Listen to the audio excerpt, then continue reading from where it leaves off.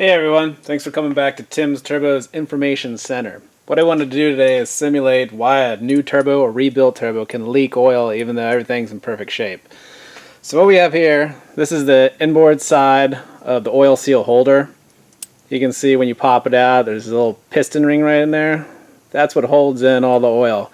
But really it's not designed for that. It's actually designed to keep boost pressure and dirt from entering the inside of the turbocharger. So what I did here is I loaded up a rotor group in here, and you can see this is where the compressor wheel would be, and this is the oil seal holder and bore. And so this one was actually built without a seal in there, and so there's nothing to keep the oil in. So just to show you that there's actually no oil pressure on any of the seals, and they don't have any contact with oil as well. So I'm going to simulate what it would be like in the car. I have it set up here on the VSR machine. I got the pump set up at about 60 psi.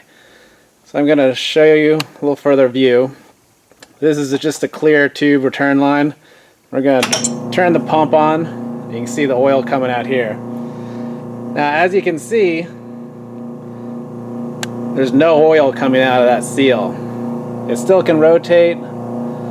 There's no pressure on it, nothing. So you don't even need to have an oil seal in there to keep the oil in. But what I can show you is when you move the return line in an upward position, you'll instantly see the oil starts to come out of the seal. And so what I would simulate here is if you had a bad return line, or if you had a kink in it, or you had exhaust pressure, not exhaust pressure, but more crankcase pressure getting into the crankcase, and it'll come back up the return line of your turbocharger.